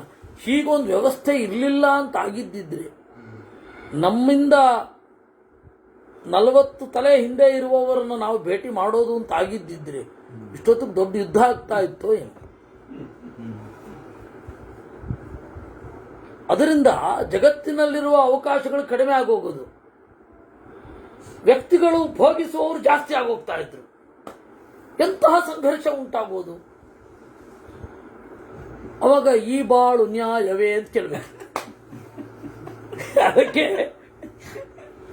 ಯೋಚನೆ ಮಾಡಿದ ಹೀಗಿರಬಾರದು ಸೃಷ್ಟಿ. ಒಂದೊಂದು ಪುರಾಣ ಒಂದೊಂದು ಕವರ್ ಮಾಡುತ್ತೆ, ಬಹಳ ವಿಚಿತ್ರ ಅನ್ಲಿಕ್ಕೆ. ನೈವಂ ವಿಧಾ ಭವೇತ್ ಸೃಷ್ಟಿ ಜರಾ ಮರಣ ವರ್ಜಿತ ಶುಭಾಶುಭಾತ್ಮಿಕಾಯಾತು ಸೈವ ಸೃಷ್ಟಿ ಪ್ರಶಸ್ಯತೆ. ಸೃಷ್ಟಿಯಲ್ಲಿ ಒಳಿತಿಗೂ ಕೆಡುಕಿಗೂ ಸಮಾನವಾದ ಅವಕಾಶ ಇರಬೇಕು. ಇವರೆಲ್ಲ ಇವಾಗೇನು ಪ್ರಶ್ನೆ ಕೇಳೋದು? ನಿಯೋ ನಿಹಿಲಿಸ್ಟ್ಸ್. ದೇವರು ಸರ್ವಸಮರ್ಥ ಆದರೆ ಕೆಡುಕನ್ನ ಯಾಕೆ ಸೃಷ್ಟಿ ಮಾಡಿದ? ಕೆಡುಕು ಇರಬೇಕು ಅಂತಾನೆ ಸೃಷ್ಟಿ ಮಾಡಿದ್ದು. ನಾವು ಯಾಕೆ ನಾಸ್ತಿಕರು ಅಂತ ಪ್ರಶ್ನೆ ಮಾಡುವಾಗ ಶೇಷತಃ Bertrand Russell why I am not Christian ಅಂತನ್ನುವ ಒಂದು ಪ್ರಬಂಧದಲ್ಲಿ ಅವನದ್ದೇ ಎಂಜಲು. ಇವ್ರದೆಲ್ಲ ಇಲ್ಲಿ ಯಾರ್ಯಾರಿದ್ದಾರೆ ಎಲ್ಲ ಒಂದೇ ಎಂಜಲು. ಅವನು ಕೇಳ್ತಾನೆ, ಒಂದು ಪ್ರಾಬ್ಲಮ್ ಆಫ್ ಫಸ್ಟ್ ಡೀಡ್, ಮೊದಲ ಕೃತ್ಯದ ಅವಶ್ಯಕತೆ ಏನು, ಅದು ಸಮಸ್ಯೆ, ಆ ಪ್ರಶ್ನೆಗೆ ಉತ್ತರ ಕೊಡಬೇಕು. ಎರಡನೆಯದ್ದು ಪ್ರಾಬ್ಲಮ್ ಆಫ್ ಈವಿಲ್ ಅಂತ. ದೇವರನ್ನ ಒಪ್ಪದೇ ಇರಲಿಕ್ಕೆ ಒಂದು ದೊಡ್ಡ ಪ್ರಾಬ್ಲಮ್ ಏನು ಅಂದ್ರೆ ಈವಿಲ್. ನೀವು ಅದನ್ನ ತಾರ್ಕಿಕವಾಗಿ ಸಾಲ್ವ್ ಮಾಡದೆ ಹೋದರೆ ನಾವು ದೇವರನ್ನ ಒಪ್ಪಲ್ಲ ಅಂತಾನೆ. ಅಲ್ಲ, ನೀನು ಒಪ್ಪಿದ್ರೆ ಬಿಟ್ಟರೆ ದೇವರಿರ್ತಾನೆ ಅಂತಾರೆ. ಆದರೆ ಅವನು ಪುರಾಣ ನೋಡಿದ್ರೆ ಇಲ್ಲಿರೋದು ಹೌದು, ಇಬ್ಬರಿಗೂ ಸಮಾನವಾದ ಅವಕಾಶ ಸಿಗಬೇಕು. ಇಲ್ಲ ಅಂದ್ರೆ ಕೆಡುಕಿಗೆ ಮಾತ್ರ ಅವಕಾಶ ಇದ್ರೂ ಪ್ರಾಬ್ಲಮ್, ಒಳಿತಿಗೆ ಮಾತ್ರ ಅವಕಾಶ ಇದ್ರೂ ಪ್ರಾಬ್ಲಮ್. ಯಾಕೆ ಅಂದ್ರೆ ಆ ಕಾಲದ ಮೆಚ್ಯೂರಿಟಿ ಬರಬೇಕು ಅಂತಾದ್ರೆ ಒಂದ್ಸರ್ತಿ ಹೋಗಬೇಕು, ಅಳಿಸಿ ಮತ್ತೆ ಬರಬೇಕು, ಅಳಿದು ಮತ್ತೆ ಬೆಳೆಯಬೇಕು, ಉಳಿಯಬೇಕು. ಅದರಿಂದ ಹೀಗಿರಬಾರದು. ಶುಭಾತ್ಮಿಕಾಯಾತು ಸೈವ ಸೃಷ್ಟಿ ಪ್ರಶಸ್ಯತೆ ಏವಂ ಸ್ಥಿತ ಸತೇನಾದೌ ಸೃಷ್ಟೇ ಸ್ಥಾಣುರತೋ ಭವತ್. ಅದರಿಂದ ಒಳಿತು ಕೆಡಕುಗಳಿಗೆ ನಾನು ತಟಸ್ಥವಾಗಿ ಅವಕಾಶ ಕೊಡ್ತೇನೆ ಅಂತ ಸದಾಶಿವ ಅಂದುಕೊಂಡ ಅಲ್ಲ, ಅದಕ್ಕೆ ಅವನು ಸ್ಥಾಣು. ಸ್ಥಾಣು ಅಂದ್ರೆ ಏನು? ಮೋಟು ಬನದಂತೆ ತಟಸ್ಥವಾಗಿ ನೋಡೋದು ಅಂತ. ಯಾಕೆ ತಟಸ್ಥವಾಗಿ ನೋಡಬೇಕು? ಪ್ರತಿಯೊಬ್ಬರೂ ಬೆಳವಣಿಗೆಯನ್ನು ಹೊಂದಬೇಕು ಅಂತ ಹೇಳಿದರೆ ಎರಡಕ್ಕೂ ಅವಕಾಶ ಕೊಡಬೇಕು. ಆಗ ಅವನಿಗೆ ಇಷ್ಟವಿಲ್ಲದೆ ಇರೋದು ಅಂತ ಒಂದು ಆಗೋದೇ ಇಲ್ಲ. ಅವನಿಗಿಷ್ಟ ಇರೋದು ಅಂತನೂ ಯಾವಾಗಲೂ ಆಗ್ತಾ ಇರೋದು. ಇಷ್ಟ ಅನ್ನೋದು ಒಂದು ದೋಷ ಆಗತ್ತೆ, ಇಷ್ಟ ಇಲ್ಲದೆ ಇರೋದು ಅನ್ನೋದು ಒಂದು ದೋಷ ಆಗತ್ತೆ. ಆ ಎರಡಕ್ಕೂ ಕೂಡ ತಟಸ್ಥವಾಗಿ ಇದ್ದ, ಅದಕ್ಕೆ ಸ್ಥಾಣು. ಹೀಗಾಗಿ ಅವನ ಗಣಗಳಲ್ಲಿ ಎಲ್ಲರೂ ಇದ್ದಾರೆ ಅಂತಾರೆ. ರಾಜಸರಿದ್ದಾರೆ, ತಾಮಸರಿದ್ದಾರೆ, ಸಾತ್ವಿಕರು ಇದ್ದಾರೆ. ಎಲ್ಲರನ್ನೂ ನೋಡಿಕೊಂಡು ತಟಸ್ಥವಾಗಿ ಇರುವ ಜಗತ್ತಿನ ಮೊದಲ ಅವಧೂತ ಸ್ಥಾಣು ವಾಮದೇವ. ಸ್ವಯಂಭುವೋ ಮನುರ್ಧೀಮಾನ್ ತಪಸ್ತಪ್ತ್ವಾ ಸುದುಶ್ಚರಂ ಪತ್ನೀಮೇವಾಪರೂಪಾಢ್ಯಾಂ ಅನಂತ ನಾಮನಾಮತಃ. ಆಮೇಲೆ ಸ್ವಯಂಭುವ ಮನು ಏನಿದ್ದಾನೆ, ಅನಂತ ಅನ್ನುವ ಹುಡುಗಿಯನ್ನು ಪಡೆದ. ಶತರೂಪ ಅಂದ್ರು ಅನಂತ ಅಂದ್ರು ಒಂದೇ. ಅದರಿಂದಾಗಿ ಭಾಗವತಾದಿಗಳಲ್ಲಿ ಯಾರನ್ನ ಶತರೂಪ ಅಂತ ಕರೆದಿದ್ದಾರೋ ಅವಳದೇ ಹೆಸರು ಅನಂತ. ಮನುಷ್ಯನ ಪ್ರಜ್ಞೆ ಏನಿದೆ ಅದು ಕೊನೆಗಾಣೋದು ಅಂತ ಇಲ್ಲ. ಸ್ವರೂಪಭೂತವಾದ ಪ್ರಜ್ಞೆ ಯಾವಾಗಲೂ ಇರುತ್ತೆ. ಮನು ಅಂದ್ರೆ ಏನು? ಜ್ಞಾನ. ಜ್ಞಾನಕ್ಕೆ ಇರುವಂತಹ ಒಂದು ಕ್ವಾಲಿಟಿ ಏನು? ಅನಂತ್ಯ. ಅದರಿಂದಾಗಿಯೇ ಅನಂತ ಕಾಲವನ್ನು ಗ್ರಹಿಸಿ ಬಿಡುತ್ತೆ ಮನಸ್ಸು. ಯಾರಿಗೂ ಪ್ರಶ್ನೆಯೇ ಬರೋಲ್ಲ. ಅನಂತ ಕಾಲ ಇದೆ ಅಂದ್ರೆ ಹ್ಞೂ ಅಂತಾರೆ. ಸ್ವಲ್ಪ ಯೋಚನೆ ಮಾಡಿದ್ಮೇಲೆ ಆಮೇಲೆ ಕಾಲವನ್ನ ನಿರಾಕರಣೆ ಮಾಡಬೇಕು ಅಂತಂದ್ರೆ ನಿರಾಕರಣೆ ಮಾಡಬಹುದೇ ವಿನಃ ಕೂಡಲೇ ಒಪ್ಕೊಂಡ್ಬಿಡ್ತಾರೆ. ಯಾಕೆ ಅಂದ್ರೆ ಇದು ಬುದ್ಧಿ ಮತ್ತೆ ಭಾವದ ಸಂಕೇತವಾಗಿ ಅವರಿಬ್ರು ಇದ್ದಾರೆ. ಅವರಿಬ್ಬರಿಗೆ ಮೊದಲ ಮಕ್ಕಳು ಇಬ್ರು, ಪ್ರಿಯವ್ರತ ಮತ್ತೆ ಉತ್ತಾನಪಾದ. ಧರ್ಮಸ್ಯ ಕನ್ಯಾ ಚತುರ ಸೂನೃತಾನಾಮ ಭಾಮಿನಿ ಉತ್ತಾನಪಾದ ತನಯಾನ್ ಪ್ರಾಪಮಂಥರಗಾಮಿನಿ. ಧರ್ಮನ ಮಗಳೊಬ್ಳು ಇದ್ಲು, ಸೂನೃತ ಅಂತ. ಸೂನೃತ ಅಂದರೆ ಇಂಪಾದ ವಾಣಿಯವಳು. ಅವಳು ಉತ್ತಾನಪಾದನಿಂದ ಮಕ್ಕಳನ್ನು ಪಡೆದಳು. ಅಪಶ್ಯತಿಮಪಶ್ಯಂತಂ ಕೀರ್ತಿಮಂತಂ ಧ್ರುವಂ ತಥಾ. ಆ ಸೂನೃತ ಅಂತಂದ್ರೆ ಬೇರೆ ಯಾರು ಅಲ್ಲ, ಸುನೀತಿ. ಸೂನೃತ, ಋತ ಅಂದ್ರೆ ಯಥಾರ್ಥ ಜ್ಞಾನ. ಋತಂ ಯಥಾರ್ಥ ವಿಜ್ಞಾನಂ ಸತ್ಯಂ ತತ್ಪೂರ್ವಿಕಾಕೃತಿ ಅಂತ. ಯಥಾರ್ಥ ವಿಜ್ಞಾನ ಏನಿದೆ ಅದು ಋತ. ಸೂನೃತ ಅಂತಂದ್ರೆ ಚೆನ್ನಾಗಿರುವ ಪ್ರಜ್ಞೆ.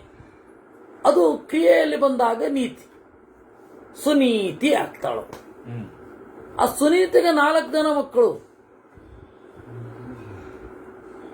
ಅಪಶ್ಯತಿಂ, ಅಪಶ್ಯತಿ ಅಂತ ಒಬ್ಬನ ಹೆಸರು. ಅಪಶ್ಯಂತಂ ಎರಡನೇ ಮಗ ಅಪಶ್ಯನ್ ಅಂತ. ಕೀರ್ತಿಮಾನ್ ಅಂತ ಹೇಳಿ 3ನೇ ಮಗ. 4ನೇ ಮಗ ಧ್ರುವ. ನಮಗೆ ಧ್ರುವನ್ ಕಥೆಯೇ ಜಾಸ್ತಿ ಗೊತ್ತಿರೋದು. ಯಾಕೆಂದ್ರೆ ಅವನ ಜೀವನದಲ್ಲಿ ವಿಶಿಷ್ಟ ಘಟನೆ ನಡೀತಲ್ವಾ, ಅದರಿಂದಾಗಿ. ಯಾರ ಜೀವನದಲ್ಲಿ ಜಾಸ್ತಿ ಘಟನೆಗಳಿರುತ್ತೋ ಅವ್ರು ಗೊತ್ತಾಗ್ತಾರೆ, ಯಾರು ಓಡಾಡ್ತಾರೋ ಅವ್ರಿಗೆ ಜಾಸ್ತಿ ಕಥೆ ಇರುತ್ತೆ. ಅದರಿಂದ ಇಡೀ ಮಹಾಭಾರತ ರಾಮಾಯಣ ಅವ್ರದ್ದು ಕಥೆಯೇ ಜಾಸ್ತಿ. ಯಾಕೆಂದ್ರೆ ಅವ್ರದ್ದು ಓಡಾಟವೇ ಜೀವನ. ಇಲ್ಲಿಂದ ಅಲ್ಲಿ ತನಕ ಹೋದ್ರು, ಅಲ್ಲಿಂದ ಇಲ್ಲಿ ತನಕ ಬಂದ್ರು. ಪಾಂಡವರಂತೂ ಎಲ್ಲ ಹೊಟ್ಟೋಗಿದ್ರು, ಒಬ್ಬ ಅಂತೂ ಲೋಕನೇ ಬಿಟ್ಟೊಟ್ಟೋಗಿದ್ದ, ಅಲ್ಲಿಂದೆಲ್ಲ ತಿರುಗಾಡ್ಕೊಂಡು ಬಂದ್ರು. ಸೊ ಯಾರ ಕಥೆ ಜಗತ್ತಿನಲ್ಲಿ ಉಳಿಯುತ್ತೆ ಅಂದ್ರೆ ಯಾರು ಚೆನ್ನಾಗಿ ತಿರುಗಿರ್ತಾರೋ ಅವರನ್ನು ರೆಕಗ್ನೈಸ್ ಮಾಡ್ತಾರೆ. ರಾಮಾಯಣ ಅಯನ ಅಂದ್ರೆ ದಾರಿ ತಾನೆ, ರಾಮನ ದಾರಿ ಎಲ್ಲ ರೀತಿಯಿಂದ, ಎಲ್ಲ ರೀತಿಯಿಂದ, ದೈಹಿಕವಾಗಿ, ಮಾನಸಿಕವಾಗಿ, ಆತ್ಮಿಕವಾಗಿ ರಾಮನೇ ದಾರಿಯಾದ ನೋಡಿ ಬಿಡುಗಡೆಯನ್ನು ಹೊಂದುವವರಿಗೆ. ಹೀಗಾಗಿ ರಾಮಾಯಣ ಅದನ್ನ ಹೆಂಗ ಅನುವಾದ ಮಾಡೋದು? ರಾಮಾಯಣ ಅನ್ನೋದನ್ನ 3 ಅನುವಾದ ಮಾಡೋದು. ರಾಮನ ದಾರಿ, ಅದಕ್ಕೆ ರಾಮನ ಕಥೆ ಅನ್ಬಿಡೋದು ಅಷ್ಟೆ. ಹೀಗಾಗಿ ಧ್ರುವ ಅವನ ಜೀವನದಲ್ಲಿ ಒಂದು ಸಂಘರ್ಷ, ಆ ಸಂಘರ್ಷದ ಮೇಲಿನ ಗೆಲುವು. ಹೀಗಾಗಿ 4ನೇಯವನಾದ್ರೂ ಉಳಿದ 3 ಜನ ಹೆಚ್ಚು ಪ್ರಚಾರಕ್ಕೆ ಬರಲಿಲ್ಲ. ಉತ್ತಾನಪಾದೋ ಜನಯತ್ ಸೂನೃತಾಯಾಂ ಪ್ರಜಾಪತಿ ಧ್ರುವೋ ವರ್ತ ಸಹಸ್ರಾಣಿ ತ್ರೀಣಿ ಕೃತ್ವಾ ತಪಃಪುರಾ ದಿವ್ಯಮಾಪ ತಪಸ್ಥಾನಂ ಅಚಲಂ ಬ್ರಹ್ಮಣೋವರಾತ್. ಧ್ರುವ 3000 ವರ್ಷಗಳ ಕಾಲ ತಪಸ್ಸು ಮಾಡಿ ಪಡೆದ. 6 ತಿಂಗಳು ಅಂತಿರಲ್ಲ ಮಾರಾಯರೆ. ಹೌದು, 3000 ವರ್ಷ ಆದ್ಮೇಲೆ 3000 ವರ್ಷ ಆಗಲಿಕ್ಕೆ 6 ತಿಂಗಳು ಬಾಕಿ ಇತ್ತು. ಅಂದ್ರೆ 2400 ವರ್ಷಗಳ ಕಾಲ ತಪಸ್ಸು ಮಾಡಿದ್ದ, ಅಥವಾ 2000 ಇಷ್ಟು ತಿಂಗಳು ತಪಸ್ಸು. ಇನ್ನೊಂದು ಸ್ವಲ್ಪ ಇತ್ತು, 6 ತಿಂಗಳು ಉಳಿದ್ರೆ ಎಷ್ಟೋ ಅಷ್ಟು, ಅದನ್ನು ಅವನು ಪೂರೈಸಿತ್ತು. ಹಾಗಾದ್ರೆ ಭಾಗವತದಲ್ಲಿ ಹಾಗೆ ಹೇಳ್ತಾರಲ್ಲ, ಸ್ಫೂರ್ತಿ ಆಗಲಿ ಅಂತ ಹೇಳಿದ್ದೇ ವಿನಃ 6 ತಿಂಗಳಲ್ಲಿ ನೀವು ಹೇಳ್ತೀರಾ ಅಂತ ಎಲ್ಲ ಹೇಳಿದ್ರು ಅವರು. ಹೇಳಲೇ ಇಲ್ಲ. ಹಾಗೆ ಅವನು ಒಳ್ಳೆಯ ಸ್ಥಾನವನ್ನ ಪಡೆದ. ಅವನದ್ದೇ ಧ್ರುವ ಮಂಡಲ. ಇಷ್ಟು ಇದೆ. ಆಮೇಲೆ ಅವನ ಬೇರೆ ಉಳಿದ ಎಲ್ಲ ಕಥೆಗಳು ಇದೆ, ಹೋಗ್ತಾ ಇರುತ್ತೆ. ಬೇರೆ ಬೇರೆ ಆಯಾಮಗಳನ್ನು ಪರಿಚಯ ಮಾಡಿಸ್ತಾರೆ. ಅದನ್ನು ಮುಂದೆ ನೋಡುವ. ನಾಳೆ ಯಥಾ ಪ್ರಕಾರ ಇದು ಇದೆ, ಅನುಶಾಸನ.